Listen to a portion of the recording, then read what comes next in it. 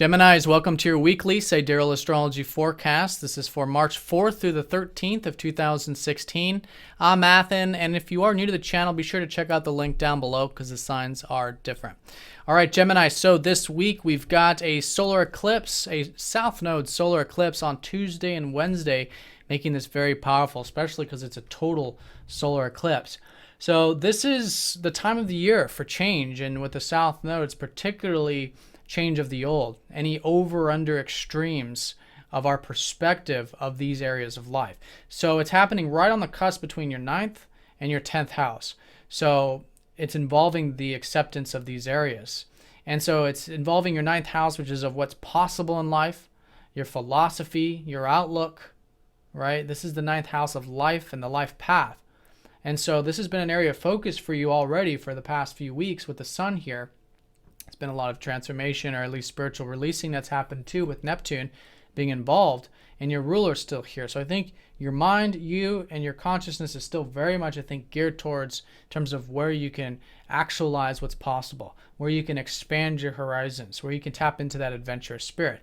Now, to do this in a healthy sense, this eclipse is suggesting that there might be over under extremes involved with your perspective of these things. So being aware of your perspective, being aware of self, going within, doing that spiritual work, maybe even spiritual healing. That's going to start to be a theme with Chiron making his way into your 9th house. But Chiron's very much associated with these eclipses right now.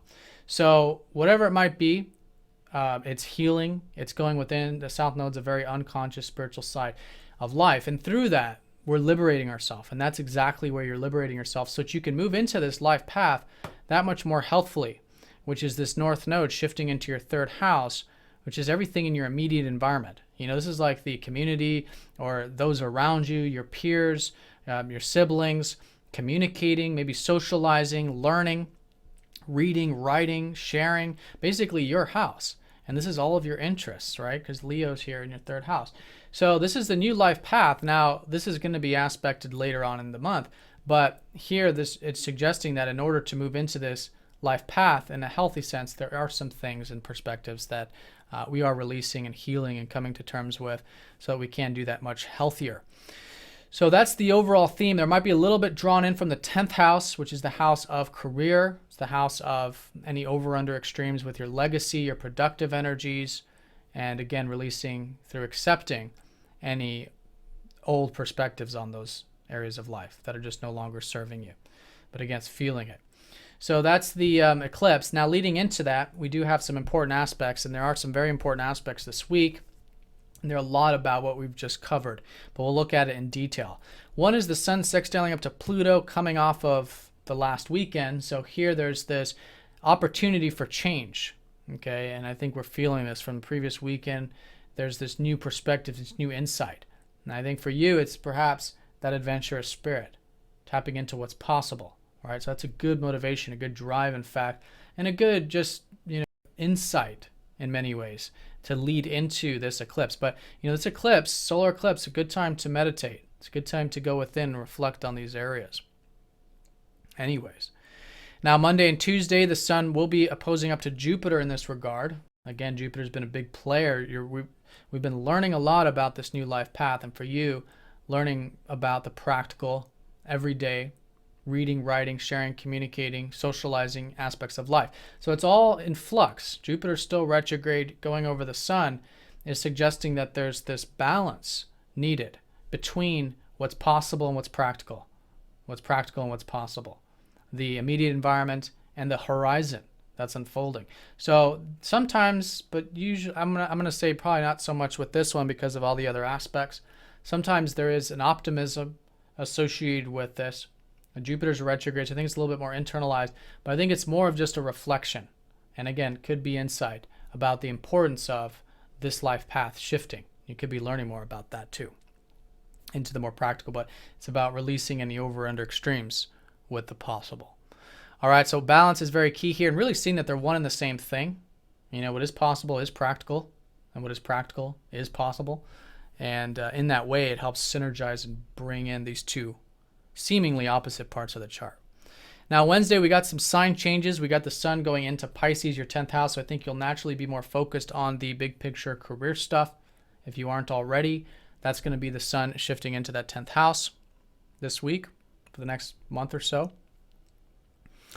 And then balancing that, of course. And then also Venus going into Aquarius, where I think you can enjoy the possibilities of life. You know, there's this adventure spirit about you lately, and you can enjoy this. And I think even your relationships could take on more of a adventurous quality in them. All right, so for the next few weeks, it could be good for connecting with nature, opening your horizons, studying philosophy. I think you can enjoy a lot of that very much. Now, Mars is going to be going into Scorpio, so there's going to be more drive and intention here, where I think you have been quite assertive to either express yourself or to pursue your interests in life. Mars is going into your 6th house of work, of the daily routine, the daily grounded energies, where you've already had Saturn helping you discipline and ground your routine lately, but now you got the motivation, the drive, taking you into about the next month here, a little longer than a month. So that's good motivation, and I think those areas will be a good source of motivation for you: time management, energy management, routine, health, diet, work, etc. Now, Thursday and Friday, the sun will be going over that Chiron, suggesting the healing that maybe is now starting to take place, that you'll start to feel like you might be doing with the work or the career or the productive stuff. If you feel any insecurities about that, this could be an illuminating time here to help you heal any old wounds around those areas. Also, this time period, as we approach the weekend, Mercury, your ruler, is going to go over Neptune. This is your ruler over Neptune. It could be a bit confusing, and it just depends on our propensity to have things figured out. But usually you Geminis like to have things figured out on that practical level. There's nothing wrong with that, but here it's showing you that there is, of course, so much more. And Neptune is the divine process. So being aware of that, again, it's more instinctual, and your willingness to go with the flow and go into the unknown and work with uncertainty can be actually very, very spiritually liberating and easygoing with this aspect. It's a neutral sort of an aspect. Now, Jupiter is going to be trining up to Pluto, which is actually very nice in all of this, suggesting that there is, as we approach the weekend, a more of a willingness to change, to make changes. This could be changes in relationships for some of you, but mostly just changes so you can move into this life path direction, which is much more about, again, the more practical, grounded, realistic side of life, if you want to call it that, which is that 3rd house. Now, the week tops off with the sun going over the south node. Again, illumination of the spiritual kind. That could help you understand, too, what's been the theme, because over the past 2 years, there's been a lot of releasing any over-under extremes involving your career, your legacy, your productive pursuits. So there could be some insight about that at the end of the week, because the sun just shines, and the sun is just going to be shining on that south node, on that spiritual, deep aspect of the self. And I think a willingness to, again, heal, and a willingness to let go of any over-under extremes that we know are unhealthy or perspectives, I think will be key with all of this. All right, Gemini, so have an excellent week. Thanks for watching. If you guys have any questions, please let me know, and I'll see you all next week.